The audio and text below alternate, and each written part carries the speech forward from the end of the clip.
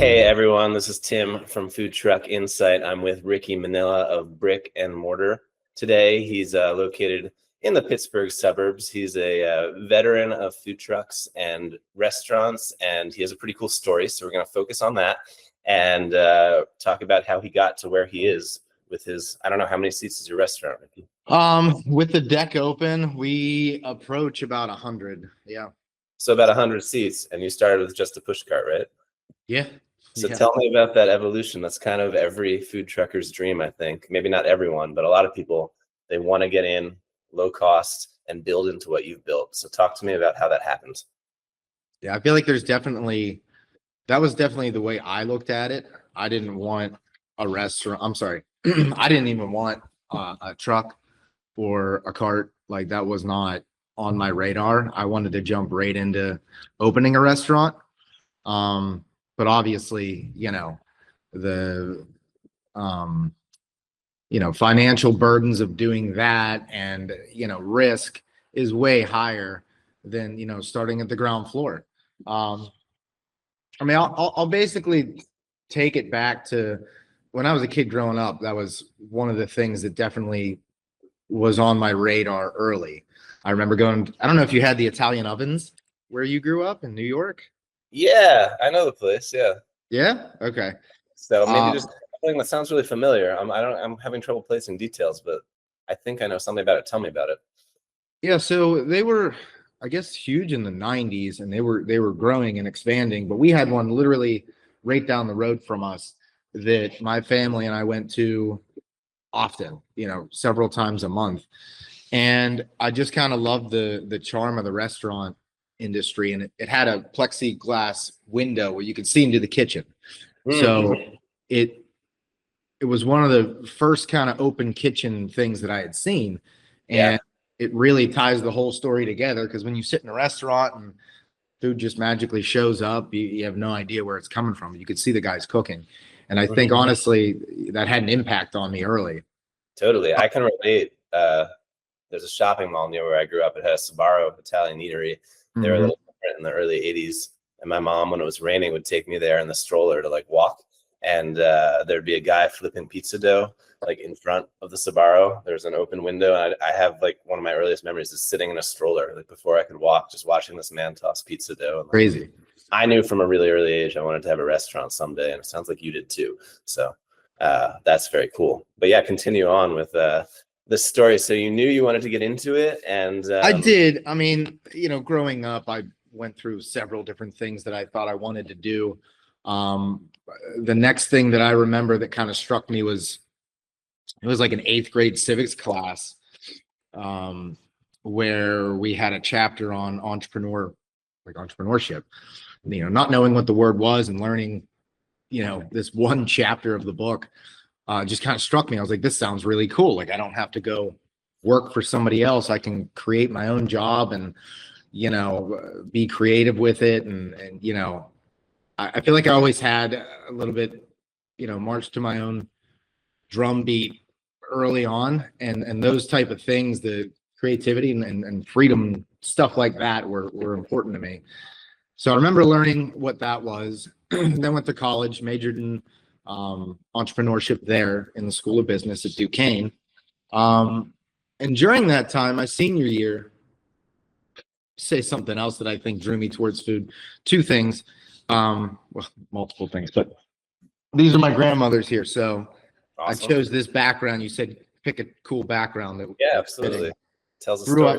Grew Grew up going to Sunday dinners, mainly at my mom's house, and classic Italian Sunday dinners with all my cousins. It was religious. You'd come every Sunday.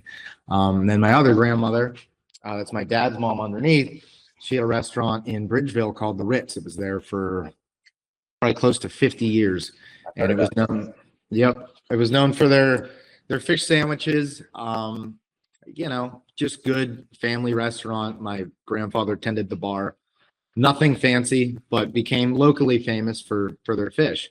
So, that kind of background was always, there for me. And then, what's up, Sean? I'm doing just an interview here with Tim from Franctuary. I'll be a minute. So there was that, and then, growing up, we traveled a lot, saw a lot of different food from a lot of different places, that being, Mexico, Italy. We eventually went to Spain and France and all over the country, fortunately enough, That's So great. I was exposed to a lot of different cuisines, which I think all just started to build this kind of repertoire and idea in my mind of food and how important it is and how it's everywhere and how it brings people together. So I started getting drawn more and more to it.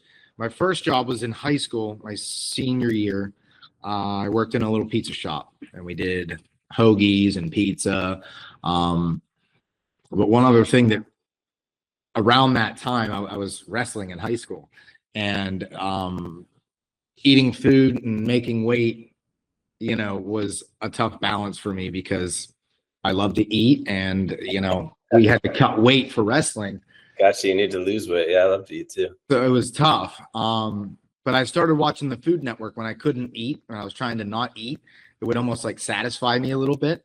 I started watching it more and more and more, and I think all these things just start adding to the picture.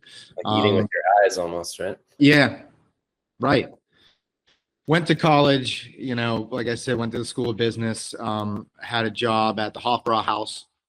Okay. The one on the south side. Was actually a part of the opening team there. It was pretty cool to see that. I was on like salad, garmager, whatever, and then they put me on Expo one day because I kept requesting, like, I want to do something else. I want to move up. Just totally crashed and burned. It was terrible. They got me out of the window very quickly. Was not ready for that. But yeah, then graduated college and, was looking for sales jobs, marketing jobs, ended up getting one, bounced around a little bit. The last real job I had was working for an internet company called Living Social. If you remember Living Social. I mean, you definitely have a real job. You're in charge of many people, but I like the way you phrased it. I think that's the same way. Like, I'm very middle-aged now, but I feel like I've never had a real job in my life because I've always just worked for myself, other than brief things. But yeah, Living Social is kind of like Groupon, right? Yeah, it was like Groupon was one, Living Social was two, Mhm. right? In the group buying era. So I cool job. They sent me to DC, trained there for a couple days, came back and was fired after 3 months there. Didn't meet a quota within the first 3-month probation period, and they got rid of me. I think that would be really hard for me to work in that industry, just the pushy sales. Like, I've been on the other side of it, and I'm sure you are now, where like, I don't know if you can relate, but when I had a restaurant, people I've never met, they'd come to the bar looking for me. They got my name somehow and they'd claim to know me. And went as far, my business partner went to high school in Oklahoma and I went to high school in New Jersey. And people would make like completely false claims that they knew us both because we all went to high school together, which obviously is not true because we're from parts of the country and the games the salespeople play. Like, I think it'd be a really rough industry to be in. So I kind of respect you for not meeting your quota because it probably means you weren't too pushy. But that's the business. Yeah, exactly. Same deal. Like I tried to, I knew sales was going to be an important thing to understand and learn how to do when getting into business. I mean, all businesses have some sort of sales or selling something. Mm-hmm. So it's an important thing. But I also couldn't push myself into the type of salesperson that they were looking for. I mean, they were just looking for you to pump out a bunch of deals. You'd go to a restaurant. I was working with restaurants at that time too, right? Mm-hmm. Go to a restaurant and say, hey, we're going to put a deal up for you. And you know how those things worked. I don't know if you ever did one with Franctuary with Groupon. Oh yeah. It was so chaotic in my first Super location. Chaotic. I don't know if you were ever at the original location, our small space downtown. Yeah, I was there. Right, but we did Groupons there, and it was helpful in that it created like a revenue bump when things weren't going great, but like there was just no way to manage the crowd when they started that, and no one had thought that through, including us or anyone on their side. And there's like an hour wait, and people were upset. Sure. For the And like we started learning that on our end, right? And like we had to still kind of force this and not really, keep the curtain closed on the problem, right? Of this. You get money up front, but then you get negative views, and then like it's almost becomes a cycle of dependency, because then you've got like the people on the back end, like 6 months later they're coming in and you're not getting any money from them. And then you got to do it again. And so the system wasn't great, and right.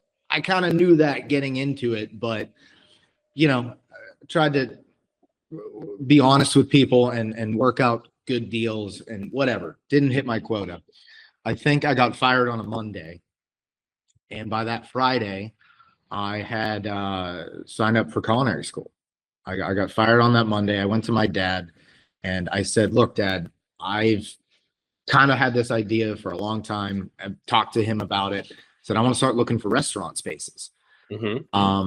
Him growing up in the industry, that's the one that had the Ritz, grew up in the Ritz. Yeah. Knew a lot about the industry and the risks and, all that. So he convinced me to kind of take a little bit of a slower route. Am I frozen? No, I see you. You're looking good here. Oh. Okay. It's just my section's frozen. Okay. Hopefully it goes back. So he convinced me to go to culinary school. Didn't want to go to culinary school. Actually didn't have that much interest in cooking, to be honest. I just like the idea of being a business owner, having a restaurant, and just running the restaurant, whatever that meant. I didn't really have a clear concept of what that job would look like to me. But I started just kind of asking around and taking advice and, listened to my dad's advice and, went to culinary school. Yeah. And would you say that was, in hindsight, like a necessary step, which is different potentially than a worthwhile step? But if you were offering advice to someone kind of who aspires to do what you've done, would you say definitely go to culinary school, or maybe not? No, I wouldn't say that. I think it worked out for me. I think it worked out for me because I ended up loving cooking, and that is what kind of forced me into it. I've never been. I'm intrigued with the idea, but I almost feel like it would just be like for fun, right? Like, I don't know if it would help me run a business, but I'd love to be a better cook. And that's where you go to learn these things, right? I think I'm a businessman who had a restaurant, but I'd never consider myself a chef, whereas I consider you a chef. And sometimes people call me a chef, and that never felt quite right. Like, I can cook. I can cook better than a lot of like 40-something-year-old males, but I'm not doing incredibly innovative and creative things when I do it, right? And that's something I've always admired about your perspective, coming from your food truck. And I see value in going to culinary school, but it is a question I get a lot. Like, do I need to do this? Because it is expensive, right? And I mean, that's the thing is, I'll disclose that I was, in a fortunate situation where I didn't have to pay for it. My dad was, telling me, look, I'll help you go down this road, but you got to take some steps to get yourself prepared for it. So if I had to pay for it, probably not a great idea. I'd have put myself in huge debt. And, can it be done? Yes, it absolutely can. And people, pay for their own way all the time. Right. Yeah. I think you can learn just as much. You got to find the right restaurants and the right mentors, the right chefs. You can learn just as much, honestly, probably more, working in the industry. It makes a lot of sense. Does it help you get in the door, though? I would say, yeah. I mean, it's going to help you get in the door, but I think, in the position that I'm in now and having hired some culinary school people, it's not a 1 + 1 = 2 type of thing. Right. I'd say we have similar impulses with our entrepreneurial spirits. And for me, like, sometimes I even wonder if I needed to go to college. And I'm also lucky in that I was in a fortunate position, and my parents paid for me to go to college, and I chose a school in part because it was a lot cheaper than any other option I had, and I don't regret that. So like my whole undergrad cost under $50,000 room and board at Grove City. Oh, wow. And that's how I ended up in Western Pennsylvania, because I was offered partial scholarships at other schools, and like the State University Rutgers in New Jersey, it was more expensive. So I was like, I'm going to go to this least expensive place because I didn't even know if I wanted to go to college, and that's another conversation. But for me, like school and anything else I've done, it's more about the networking and the meeting of people that has helped me. And I do like learning, but there's I think it's easier than ever to learn outside of formal education with all this access we have on the internet. Like if I got really serious about cooking, I imagine there are great things on YouTube that could maybe not be culinary school, but come sort of close in many ways. So I do see value in all those things. I'd never want to discourage anyone from not pursuing a formal education, but I like what you're talking about, thinking about it like a business, right? Which you own a business, and like, if I do this, how much debt am I going to go into? And like, it's just a loan you have to pay off. If you think of it as an additional business loan, if you have one. And I think you're right. In today's age, you can learn anything and everything you want on your own on the internet. But to be able to do that, you need a ton of discipline to be able to sit down and be the person that'll self-teach. Mm-hmm. That wasn't really me. Like I kind of needed structure. I needed to say classes at this time, your assignments are due at this time. Like I needed that because I didn't have that type of self-discipline. You create that for other people, right? With all your skills. Yeah. So I mean, I think that's one of the biggest things to know when going into business, when opening a food truck or whatever it may be. And this is something one of my entrepreneurship teachers harped on. His number one thing in business was know thyself, know who you are, know who you're not. And when you can separate those things and say, okay, I'm good at this, I'm going to continue to be this person for the business. I'm not good at this. I need to fill that hole with somebody that is good at that. When you can separate those things, then everybody's in a position that they should be and can, right? Yeah.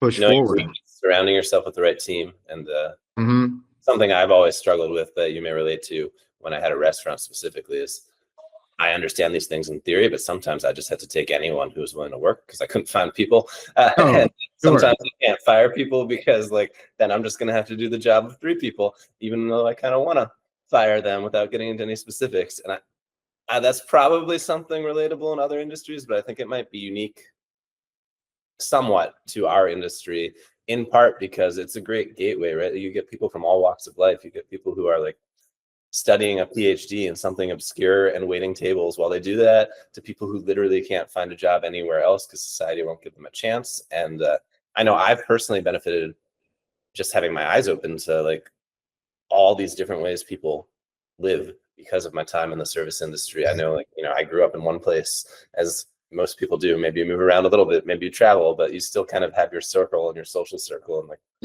everyone comes into a restaurant. Like on a food truck, I've served celebrities too. When you get into customers, like everybody eats, and this is a place where anyone can work for the most part, which I think is cool, but also incredibly challenging.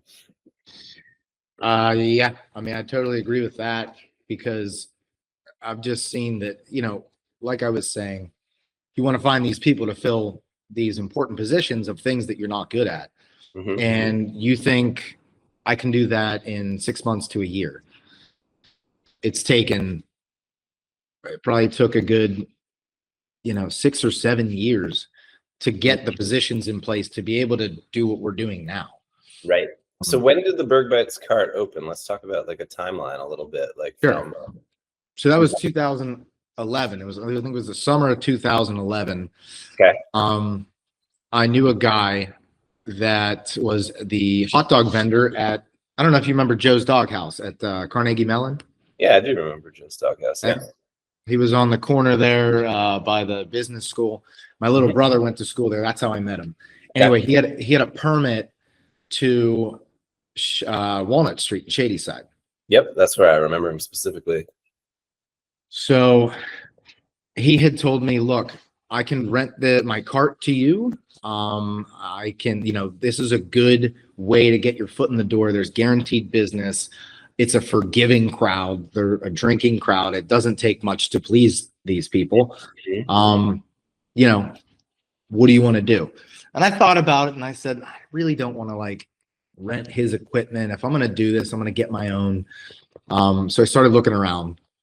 Wasn't working with much of a budget. Didn't write up a business plan. Found a guy on Craigslist in Virginia that was selling a hot dog cart for like $4,000. And it was set up a little bit different than your classic hot dog cart, and it had like a nice flat top on it because I wanted to do different things. Took my mom. It was about a 6-hour drive. We drove down to Virginia, got to this guy's house in kind of the woods, a little bit shady. And the guy comes out. I see the cart. He's showing me it, demonstrating it. Finally, turns it on, lights it up. And first thing that happens is there's a jet of fire shooting out the side of one of the hoses. Uh-huh. Holy shit, what did this guy build? And he's like, oh, I can fix that. And like, I don't know, he put some like, electrical or gas tape on it, fixed it, whatever. And I'm looking at my mom and I'm like, should we be doing this? And I'm thinking in my head, I just drove 6 hours to get here. I'm not walking away without this cart somehow. So I was like, look, can you knock off like 1,000 or two? This thing is not built well. And he agreed. I think he knocked off like $1,500. It's a good lesson. Yeah. Right? Don't be afraid to ask for what you want, right? Like, yeah. What I should have did was walk away. Mm. What I should have did was walk away. So by the time I get this thing home, rivets had popped it out just from the drive. I go to fire it up the next morning to cook some eggs on it. The flat top was not a cast iron or whatever. It was black because the guy painted it black. Wow. So it was some type of piece of crap metal. I don't know, not a cooking metal that was warping, and the freaking paint was like burning off. Mm-hmm. So I'm like, this is absolutely a scam. So I try to call the guy. He's not answering. At this point, I go and look him up after the fact. This is another huge lesson learned. Like, do your research. After the fact, I looked this guy up on like Better Business Bureau or whatever it is, BBB, right? Mm-hmm. And I find out he had scammed 11 people before me. Oh, wow.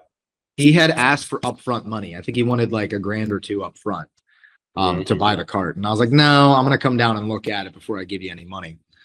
So these 11 people before me gave him the $1,000 or $2,000 upfront. Never got the cart. Mm-hmm. He used it basically as a prop. I think finally he was like, I'm going to wash my hands of this. I'm going to sell this and I'm going to cash out. Gotcha. Couldn't get a hold of the guy. Tried to call the police in the area. Nobody could get a hold of him. So I had this piece of crap cart that luckily I had a friend who was able to re-Frankenstein it together with some small grills from Lowe's, and finally got something operational. So huge stumble right out of the gate.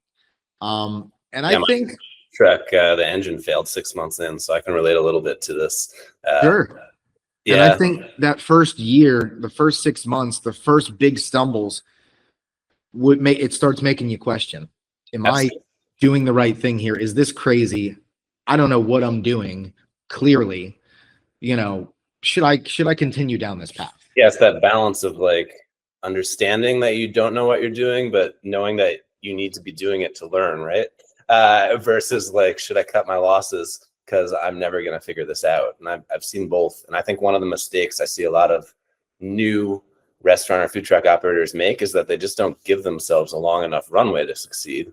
But you don't want to be in a pointless endeavor that never goes anywhere. So very interested in hearing you speak a little more about exactly why you knew to keep going, or if you're just stubborn and you didn't know and it worked out in the long run.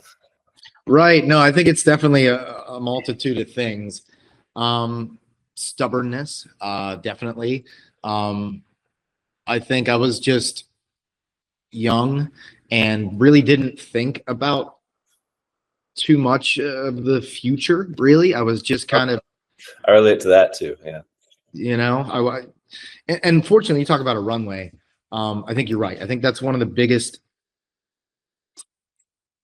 stepping stones to like kind of get over in the restaurant industry is you got to dump a bunch of money into a restaurant and you don't have much money left to operate and make mistakes and, give yourself enough time to make it work.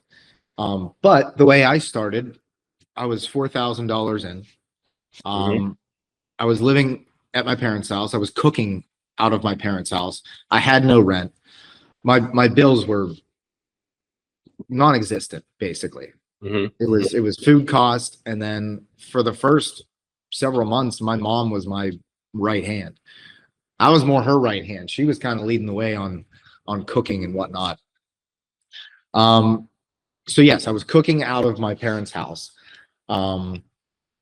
And I just wanted to start making money at this point. So I had to get my health department inspection. They came, I staged the fridge at my parents' house with all pre-cooked chicken, pre-cooked burgers, everything pre-cooked. Yeah. Because they were like, you can't, this is not a commissary. You know, your parents' kitchen, you can't use as a commissary. Right. I'm like, well, I'm not cooking anything. The commissary is this garage. I basically take frozen product, take it out, sell it, period. Yep. Meanwhile, behind the scenes, I was doing a lot more than that. Yeah, I can relate to that too. There's some wiggle room when you talk to health departments. I think that's another lesson people can learn. Like, if you know the code and you talk back to them, not meanly, but like there's room for interpretation. Sometimes you can get away with things. Like my first restaurant, we didn't have overhead ventilation. Maybe we should have, but I figured out like with panini grills, there was no open flame, and that reduced my startup cost by 50% because I was in this back of a cathedral and I was going to have to like vent to the roof, and I didn't have the money to do that. And yeah, sometimes it pays to read the code and think creatively and bring something up with them. And sometimes it works out. And what they don't see you do, as long as they don't get sick, you know, that's another. I think that was a lot of the fun of it, was the problem solving side of it, and getting creative on kind of bootstrapping your business with not a lot of money. And honestly, I didn't want to go down the road of like getting a real investor, having them give me a bunch of money, writing a business plan, and having to figure it out all at once ahead of time. Sure. Because I just didn't think that I had that capacity to really do that. I didn't have the experience to be able to do that. So I wanted to start small, you know, try and learn from my mistakes and just slowly grow without putting myself at too much risk. Next thing that I think started to springboard us forward was I took the food cart up to a community day up on Mount Washington at Grandview Park. Another huge lesson, I think, you know, something that happened along the way that made everything move forward was I just said yes all the time to anything that people were like, do you want to come here? Yes. Do you want to do this event? Yes. This event's at 2 o'clock in the morning. You interested? Yes. So I was just saying yes to absolutely everything. Some of them good, a lot of them bad. But getting your name out there, I think, is important. You know, I think people want to hit the ground running with big events and doing big weddings. And that's, you got to work up to that. You get your name out there. Yeah, some events aren't great, but it's almost like a marketing expense in the beginning, right? For sure. At some point, when you start to gain success on the mobile side, you need to become more discriminating about what you do, just because there's an opportunity cost, right? If you go to an event and do $300 and you find out that you could have done another event for $2,000, you're going to feel pretty silly. But in the beginning, nobody knows who you are. Just take what you can, and then figure out how to put those guardrails to make sure you're going to high quality events. Because otherwise, it's just not gonna work out. There are only so many nice days of the year in Pittsburgh and that sort of thing, and you need to make sure you're doing good business when you take your mobile unit out. So I think keep the wheels moving. Keep revenue, whether it's a lot or a little, keep a revenue stream going. Don't sit back and wait for a big event to keep coming by. You know, keep operating. Yeah, absolutely. And that's where you learn, and that's how you get ready for big events. Yes. But for me, like, we started getting like more events than I could possibly schedule with even 2 trucks. And then it becomes a game of like, which invitations do we take, and what are the opportunity costs of committing to this one now that's 6 months away? And that's a whole other conversation about minimums, I think. So as far as your story goes, you're doing this, you get the truck eventually, and then you can talk as much as you want about that, but how long did it take from cart to truck? Like how many years or months? And then from truck to restaurant, and then from restaurant to restaurant with full bar? Like, Yeah. So about 4 years after getting the hot dog cart, we got the food truck. mhm, And I was saying, up on Grandview Park, we did this community day. Had an interesting menu there, and the right people tasted it and asked us to do the farm dinner up there. So mhm. I said yes to it. Didn't know what I was getting into. The guy from Cure, what was his name? Justin Severino, Severino, yeah. was the previous chef, and I didn't learn that until after I had committed to Yeah, it. he's a great cook.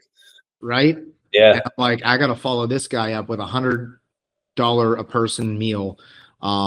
Just terrified at this point. And I started pulling in people. I started pulling in our executive chef now to come help me. So that first year we did it, it went great. But I knew, and they had asked me back the next year, like almost immediately. And I knew, I was like, I can't do this off the hot dog cart and a couple of grills. right, right.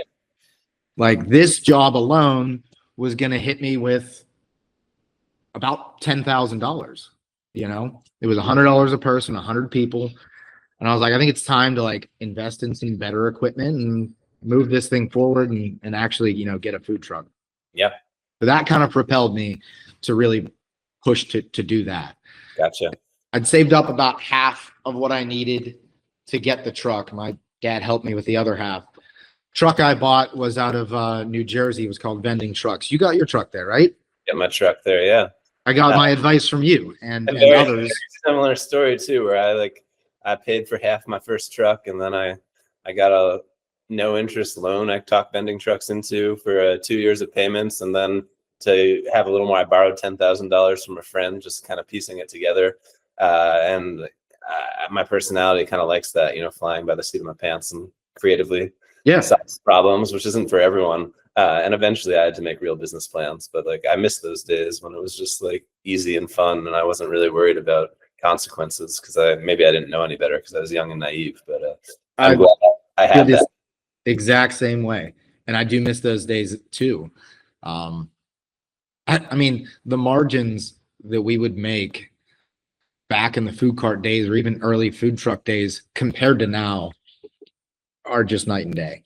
Mhm. We obviously have a ton more revenue now, but like the Yeah. margins are I a lot. experienced that too, right? You grow and the margins are thinner. Which is another thing Mary mentioned that she talked about. Like she said, people all the time come to you and ask if you're going to open another restaurant in Cranberry and that sort of thing. And I don't know where your head is with that, if you ever aspired to have many restaurants, but like for me personally, I don't want to color your answer, but I got into having multiple restaurants and exactly what we're talking about. Like there's so much more work, and I understand that people figure it out, and maybe Frankfurt would have become corporate in a different world if the pandemic hadn't happened because we had a licensing deal in the airport. But like, I think the sweet spot for me in my business when I was happiest is when I just had one restaurant and one truck. And that's not the right answer for everyone, but the margins were a little higher. I was spread less thin, and I was making a good living. And like, I don't think you necessarily need to grow for the sake of growing. Although I think there's a lot of pressure in our society to do that. Like, okay, you've got to this step, so you need to open another unit. But like, if it's working for you and you're happy, and like, I know you guys take Sundays off, which is great for your personal life, I imagine at some point, like maybe it's good to know when enough is enough and you've got a good thing going. I don't know where your thoughts are on that, but it's a hard line to draw because I think what gets people like us into this industry and opening our own businesses is ambition. right. Having a good bit of ambition. You can't do it without that. So to become satisfied and kind of put that ambition at bay is unnatural. Right. Yeah. Right. But I think you just got to try to get older and wiser and try to simplify and streamline more than get bigger, grow, which can create chaos. And, you need that sometimes. You need a little bit of chaos to grow. Mm-hmm. But the bigger you get, the more calculated I feel like you kind of need to be because the risks are higher. And I think if I were doing it again, like I opened this location in Market Square, that was a mistake. And that's a whole other conversation too. But one thing, like, I think in hindsight, I should have only done that if I was very confident that I had like a right-hand man or key player in place to help me. and I didn't. And then I assumed I would find that person. And that was certainly one of several problems with that location. Yeah. But yeah, because I've never gotten beyond that point, I don't know what it takes. But I imagine the people who successfully open many food trucks or many restaurants or both probably have more of a team in place than I did when I took that step. But I could be wrong. So yeah, so getting back to the timeline, you got the truck 2015, and then Brick and Mortar opened what year? Brick and Mortar opened in 2017. And to be clear, just so people who are not familiar with the Pittsburgh area, Brick and Mortar is the name of Ricci's Brick and Mortar. I assume because he started with all these mobile operations, right? So it's always been an amusing name to me. Yeah. It was always the goal. The goal in my mind was always to have a restaurant, and like these other steps and you know, the food cart and the food truck and getting into catering was just a means of getting there. Keeping myself occupied while looking for space. And we were literally looking for spaces ever since I got the hot dog cart. Believe it. I know that story. And then I have experience with selling spaces too. And like, it's a waiting game sometimes, right? Like, I was lucky to be in a position or good enough at business, however you want to describe it, where I didn't need to sell imminently, but I needed to meet certain criteria to pay off debt. And like, it can be a multi-year process on the selling side too. Just because you've got to wait for that right opportunity, and then external factors. I know the pandemic is an extreme example, but that changed the valuation of all these restaurants, but it didn't change my loan amounts. So I had to be like, okay, I'm going to keep doing this, and I'm going to figure out a way to make it work. That comes back to that lesson of persistence that I think is really a huge thread in this conversation we're having, and being able to pivot and adjust and figure out a way. For sure. And I think persistence is one of those key factors. And I think what I've learned over the years is it's not about the big splash moves. It's not about, you know, getting a bigger truck, another truck, you know, getting hundreds of thousands of followers on social media, like you see some of these famous trucks do, and they just blow up. Like that can happen, sure. But I think the entertainment industry than the food industry at that point too, right? Like I could be wrong, but when you have that many social media followers, I wonder if they're getting revenue stream from posts and content and that sort of thing. And I never wanted to be in that position. Like I don't particularly want to be a celebrity YouTuber. Although if it happened, I guess that'd be okay. But I think some people set out to do that. For me, it was always about the food, even if it's simple food I was serving. So. I mean, that was definitely like something I aspired like in the social media aspect, was like, I see these food trucks, you know, at the time that had these great social media pages and had all these followers, and it just sounds like anywhere they went, they were busy. Like I remember James from the taco truck, like he had a pretty big social media following, and I think for the most part, like when he would post he's going to be somewhere, like he'd show up and it'd be typically pretty busy. It's true. There's value in that. And it's crafting an image, right? Your public facing image. So he probably was pretty busy, but if he was being honest, I bet he would tell you he had bad days. But like, you know, his presence on social media, like, he never had a bad day. Just like on personal social media, it's the same phenomenon people talk about psychology, right? You're not seeing you're seeing a very curated story about how I am. And that's like, it's fine. I don't devalue that by any means, but like, I don't, for me, like if it's not about the food, why am I in this industry? Because there's a lot of headaches that go with this industry that you don't necessarily have to have outside of it. So for sure. And I think you hit on a good point there. You got to have some type of foundation in what you fall back on when you have a tough day, a tough week, a tough month. And if that foundation isn't the core of what the business is, I once again think you're not going to make it. It's going to fail. Right. You know, if the foundation of what you're doing in the restaurant industry is to have a big social media following, and it's not in the food, you're going to have a tough time. But I think I agree. The flip side of that, of course, is like I know a lot of great restaurants with good food that don't make it because they don't have all the other business skills we've talked Sure. about. They're not paying attention to food costs. So like I can see it from both sides. But yeah, it's for me, it's like the passion to stay in the game. Like if I'm not passionate about the food, then it's just like, what am I doing? But then there's all the other stuff you have to pay attention to, of course, which you've done a great job at. So then you have the restaurant 2017, and it took a few years to get to the point where you have all these seats and your beautiful deck and your bar. And I might have Marier come in myself. If it's okay, I'll take a few pictures and we can maybe splice them into this interview. Cool. But you, about, if my memory is right, like maybe 3 years into having your full bar, is that accurate? Here, so we opened up in 2017, in January of 2017, and we had like, I don't know, 10 seats out front. Yep, I remember. And that was kind of an afterthought. We just needed a space to cook food for the food truck and continue doing our catering, which, that side of the business was doing pretty well. And we built out the space according to what we needed for that. And it was almost like kind of leftover space that became the dining room. And we really didn't know, do we want to become a grab and go situation? Do we want to become like a deli? So we threw a bunch of things at the wall. We started doing some grab and go sandwiches that we put in a grab and go cooler that we had out front. Inevitably, it didn't work. It didn't work because we didn't really have enough traffic coming in to sell grab and go stuff. We needed to do stuff fresh to basically save our food cost rather than putting out a bunch of food, not knowing who's going to buy it. So it didn't last long. That concept kind of didn't last long. Could it work now? I think it could work now. But now I don't have the space for it.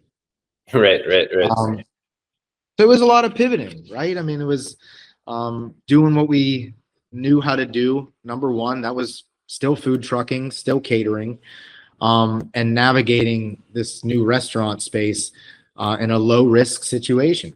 10, 12 feet. Yeah, mitigating. Kind of just getting that learning curve of restaurant service.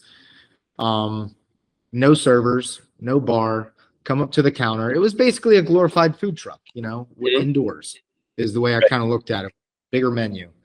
So we did that for a couple years, and we had kind of talked to the neighbors to the other side of us. Pete, he's an older guy, he's still living there. He wasn't interested in selling. The guy to the other side of us, which we eventually did buy, was a photographer who was about ready to retire. So it looked like something was going to line up there. And he retired. This was right before the pandemic. This was late 2019, and came to a deal in 2020. My dad is the landlord of both buildings. Once again, super fortunate to have love money rather than bank money. And bought the building right before the pandemic. Long story short, 6 months goes by, nothing really happens. So another huge roadblock in, the adversity of starting a business and trying to grow a business. But we waited it out and started to, put together a bunch of different plans of how to lay this thing out. And, finally started building. It took about 3 years. So by 2023, we opened up. I think it was like Valentine's Day or something. Gotcha. And I want to be respectful of your time because I know your restaurant is opening. I have 2 more questions if you have time for them. So I have noticed specifically about you, and again, I relate to it. You've grown to where you are, but you're still very active in your own kitchen on the floor of your restaurant. Do you do that intentionally, or do you have aspirations to be more of a hands-off owner? I've known some people certainly who are, and I really respect the owners who get their hands dirty and keep working in the restaurant, which is not to say that I wouldn't respect you if you stopped doing that, but I do wonder if I had been willing to be a little more hands-off, if it would have been easier to grow. I don't know. But even the guy who bought my restaurant in Lawrenceville, the owner of William Penn Tavern, he's in his 60s and he's still working in his kitchen. And you know, I don't know that if I'm in my 60s, if I had on another like path. Do you enjoy having the role on the floor as everything's grown? I do. I mean, I just feel like, you know, that's how it all started with me, right? I was hands-on. I mean, it was only me at first, and then you know, I started to get a couple employees. And I think do I do it intentionally? Somewhat, yes. I could most of the time, you know, fill in with other people in all the different positions. But you know what? I think it gives you a chance to constantly put a pulse, you know, feel the pulse of your business and get in the kitchen and see how that's operating, work up front, see how that's operating. You know, if there's employees respect you more too. If you're, I think that's the other side of it too, is you show, look, I'll scrub these dishes right with you. I'll get through these checks right with you. I've always felt like, not that I need to do it every day, but if I'm asking someone else to do it and it's my company, I should at least be willing to do it sometimes. But I know not everyone has that perspective. And there's a very successful restaurateur named Danny Meyer, founder of Shake Shack. Before he had Shake Shack, he had about 9 other restaurants in Manhattan, and a pretty successful guy. But I read his book. It's a great hospitality book for anybody who wants to read a story about another restaurant owner. It's called Setting the Table. Someone recommended it to me early in my career. So it was written before he was the Shake Shack guy. There was just one Shake Shack in Madison Square Park, and it was, you know, one of several restaurants he had, like Blue Smoke and Union Square Cafe. But he made a point, and this really stuck with me.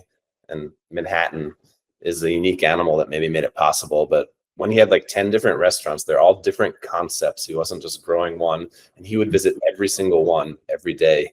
He'd take the train and like make touch points just so he'd see all his employees. And obviously you can't replicate that, but that is one of several things in that book that really stuck with me. And I say you can't replicate that in the sense of a general you. We don't all live in Manhattan, can't hop on the subway to our 10 different restaurants. So, you know, if you're in Cleveland and you're spread out over 50 miles and you have 10 restaurants, you know, you can't visit them all every day, but you can still take that lesson about staying connected. And I have no idea what he does now that he has probably, you know, 1,000 Shake Shacks all over the world. Yeah. I doubt he's visiting them as regularly as he would like, but he did this for decades. Well, I'm sure that he's carried that sense of, like I said, keeping his finger on the pulse of his business with him. It can't be in the same way that it was when he's hitting all of his restaurants in Manhattan, but I think that same sense follows you, and you learn how to use, you know, you understand how that's helpful to the business, and you got to adapt as you grow to what your role should be. Should I be working more on my business than for my business? Some days I do feel that, you know, it's a balance. I'm an employee of the business sometimes, and that's all I am, it feels like. And then other days I'm not. And I got to make sure I'm utilizing that time to help keep the business stable, to help think about growth. You talk about other locations. I've thought about it and gone through a bunch of different concepts just really in my mind about, you know, what it could look like. I wouldn't want to try to replicate what we do here. If I could redo what we did here, I'd probably tweak a couple things to begin with. Gotcha.